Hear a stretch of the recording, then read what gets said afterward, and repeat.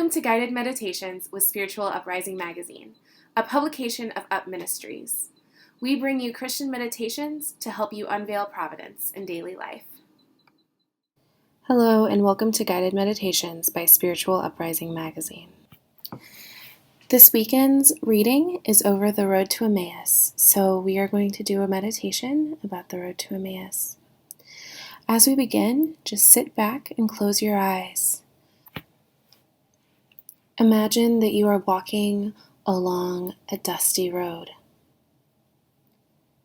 What do you see? What do you smell? What does the earth feel like under your feet? Imagine what the air tastes like, how the wind feels on your face. You are walking with a friend. Any friend. You're talking about the events that have happened in Jerusalem. How do you feel? What do you say?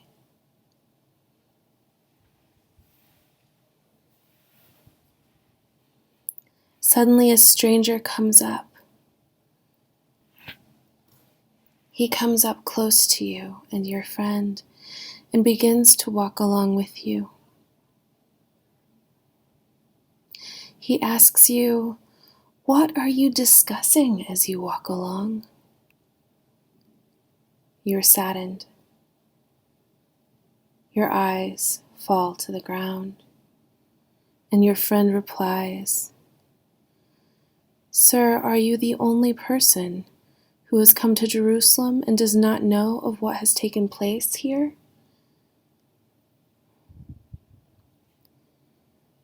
The stranger replies, "What sort of things are you speaking of?" And your friend continues, "We're talking of what happened to Jesus the Nazarene. He was a prophet. He was mighty in deed and word before God and all the people. But the chief priests and the elders, they handed him over to a sentence of death and they crucified him. But we were hoping that he would be the one to redeem all of Israel. And besides all of this, it is now the third day since this took place. Some women from our group, however, have astounded us. They were at the tomb early in the morning and did not find his body. They came back and reported that they had indeed seen a vision of angels who announced that he was alive. Then some of those with us went to the tomb and found things just as the women had described, but they did not see him."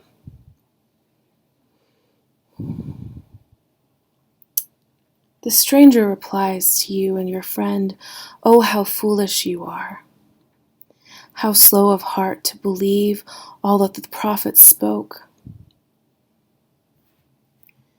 Was it not necessary that the Messiah should suffer these things and enter into his glory?" The stranger pauses. How do you feel at his words? What is rising in your heart? The stranger continues. He begins talking of Moses and the prophets. He interprets all of the scriptures that mention Jesus. He continues talking for a long while. Eventually, you reach the village, Emmaus. The stranger acts as though he is going to go off further away from you, but you and your friend urge him, "Stay with us, for it is nearly evening and the day is almost over." He relents and agrees to go in with you. You and your friend and the stranger begin to make supper. What do you say to each other? What questions do you ask?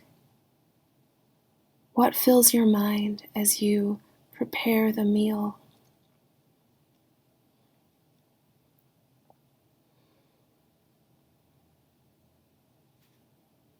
What does the stranger say to you?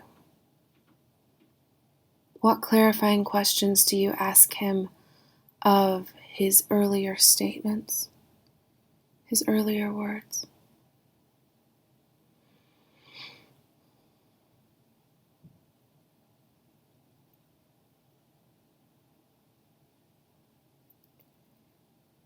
After the meal has been prepared, you sit down to eat. There is plenty. You enjoy some of the food, but suddenly the stranger picks up a loaf of bread. As he breaks the bread and he blesses it, he gives it to you. And then your eyes are opened and you realize that he is not a stranger, but he is Jesus, the one whom you have been mourning. You reach out to him, ready to grasp him in joy, but he vanishes from your sight. Your friend leans to you and says, "Were not our hearts burning within us while he spoke to us on the way? He opened the scripture to us."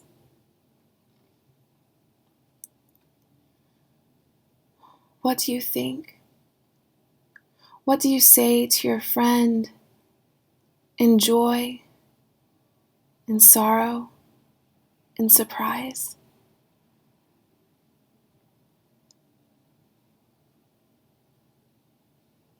Suddenly your friend says, "We must go. We must go back to Jerusalem and find the 11 and tell them who we have seen." And so you go forward. You leave the meal uneaten and rush back to Jerusalem and find the 11 in the upper room. And you are greeted with the news that the Lord has appeared to Peter. What do you say to the others of your experience? What do you say to yourself?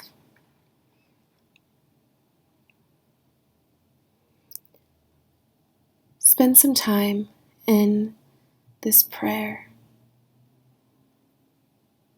Spend some time remembering what it was to walk and talk with Jesus when you did not know it was him.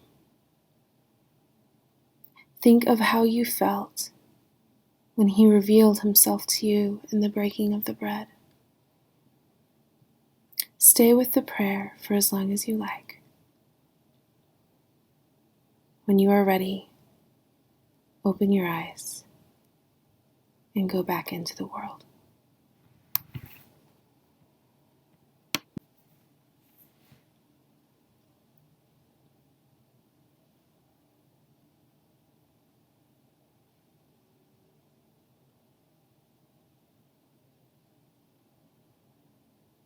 As you go back into the world, remember that we are praying for you. And always remember that you can come back here to any of these meditations and spend more time with Jesus.